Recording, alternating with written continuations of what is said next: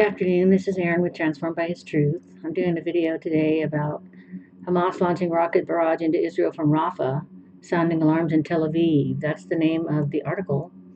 I'm going to go ahead and read it, and then I'll play a short video at the end. Hamas terrorists launched a barrage of rockets into Israel on Sunday, with roughly a dozen of them being fired from the hotly contested city of Rafah. Israel's Iron Dome successfully intercepted the majority of the rockets, with alarms sounding in Tel Aviv and other major cities. The strike comes as Israeli forces are increasing operations in and around Rafah, what Israel says is the final major stronghold for Hamas in Gaza.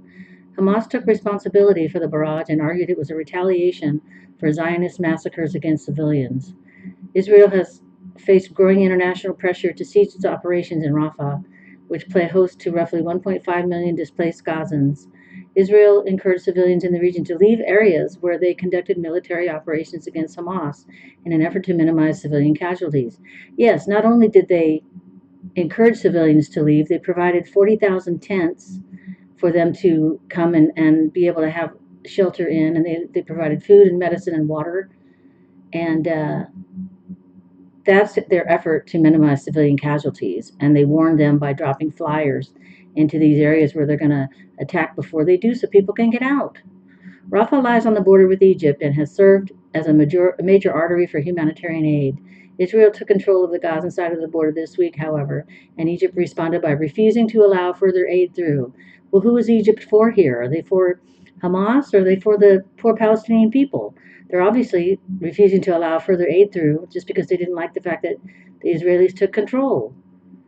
Egypt refuses to reopen its side of the Rafah crossing until control of the Gaza side is handed back to the Palestinians. You mean back to the terrorists? Egypt is ridiculous. It agreed to temporarily divert traffic through Israel's Kerem Shalom crossing, Gaza's main cargo terminal, after a call between President Biden and Egyptian President Abdel Fattah el-Sisi. Hundreds of aid trucks traveled through Israel's Kerem Shalom crossing this weekend, but United Nations workers say they have difficulty accessing the aid due to heavy fighting nearby. And it's due to the fact that the Hamas people try to intercept all the supplies and take them for themselves. They don't care about their own people. They don't care if they starve to death or are tortured or raped or whatever, which they do a lot of themselves to their own people. They don't care, and the only people that care about whether or not the Palestinians get any aid or any safety are the Israelis. The new aid agreement comes as a floating pier created on the Gaza coast by the U.S. suffered damage this weekend. The pier remains mostly operational, but 4 vessels that have served to stabilize the pier were detached due to rough weather. The U.S. spent roughly $320 million constructing the pier, which had been a conduit for aid from the U.S. and other countries. While the pier has been used to transfer roughly 569 metric tons of aid into Gaza, as of last week, none of the aid that has been delivered to the Palestinians, the Pentagon confirmed.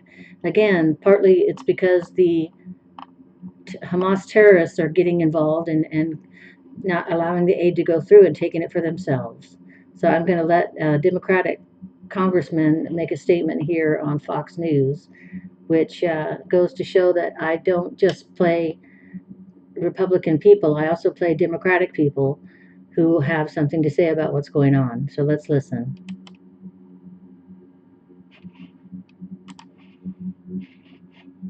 Thanks for having me. Okay, now Florida Democratic Congressman Jared Moskowitz. Welcome back, Congressman. Thanks, Shannon. Thanks for having me. Okay, I want to start there with the ICC. You've called these warrants outrageous. You have condemned them, as the White House has as well. You heard Mark Meredith there talking about potential sanctions. Now, you know, under the Trump administration, ICC officials were sanctioned. There were visa restrictions on their family members. There was even a counter investigation into alleged corruption. President Biden lifted those. Should he have left them in place? Well, obviously, look, hindsight 2020, we are where we are today. I'm for putting those sanctions back in place. I'm for Congress acting in a bipartisan basis to go after the ICC. Let's state some facts here. When Assad killed 300,000 civilians using chemical weapons, if you recall, which was a red line for this country, did the ICC go after Assad? No, they didn't, because they said Syria was not a party to the ICC. When people have asked them to look at the human rights violations in China, have they gone after China? No, the ICC has specifically said China is not a party to the ICC. But is Israel a party to the ICC? They are not. And yet they are now going after Israel. This is totally political. The ICC is irrelevant. They have no jurisdiction. We might as well call them the Harry Potter Ministry of Magic. They're irrelevant because Israel's not a party to their treaty. And so this is pressure, unfortunately, from the international community that wants to see no more Israel, and they're using the ICC to go ahead and do that. And I think the United States needs to respond in a strong bipartisan way, which is why you're seeing Democrats and Republicans in the House and the Senate and the Biden administration coming together. Hopefully we'll get that done when we get back from break. Well, there's a lot waiting for you, as you know, when you come back. But one of the most recent bills, you struggled a little bit with your vote on it, ultimately voting for this bill in the House that would force the White House, essentially, to hand over all weapons that have been congressionally approved. And by the way, in a bill that the president himself signed, you had some concerns with the bill, but the president has talked about withholding certain things from Israel. You ultimately, 16 Democrats, you included among them, decided to vote for that bill. Where do you think there has been some daylight, or are you worried there's some within your party and maybe even the White House that is sending confusing or mixed messages, not only to Israel, but to its enemies as well? Well, the reason I was concerned about that bill is there were issues in there beyond Israel hamstringing potentially all administrations in the future. On this issue, on Israel, my biggest problem is that right now the reason there's no ceasefire is because of Hamas. Period. Stop right there. Right? There's no other conversation. Why we don't have the hostages out and why we don't have a ceasefire is because Hamas won't agree to one. We need more pressure on Hamas, not less.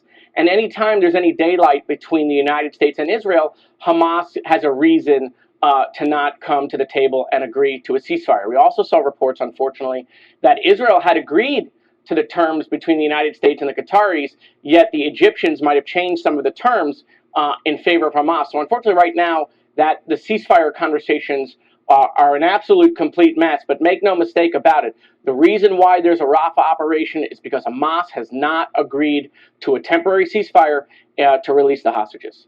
So I want to talk about the pier there as well, because U.S. officials, along with many in the international community, are worried about getting aid into the people, the civilians in Gaza. But there's trouble for that pier. The New York Times already saying that the Pentagon is seeing it's a logistical nightmare. And we're getting word this weekend that 4 ships that have been attached to the pier have become unmoored in bad weather, 2 of them running aground on a nearby beach. The New York Times adding this: little relief has reached Palestinians in the besieged strip. Several trucks were looted as they made their way to a warehouse. The World Food Program warned on Tuesday that the pier project could fail if Israel did not do more to ensure the safe distribution of the aid. You and I talked about this last time you were on. There are reports that Hamas is threatening people, even threatening to kill people who work with Israel to distribute that aid. And yet the onus is on them to get it done. What more could they be doing to facilitate highways, checkpoints, to make sure it gets to civilians?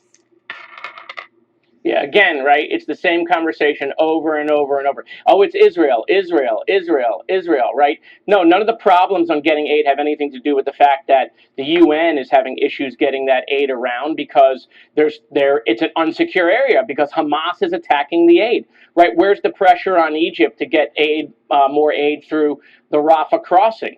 We saw the State Department announce that, they're trying to get the Egyptians to get more aid through the Rafah crossing. And so it's always Israel, right? It's, Israel, let's blame Israel.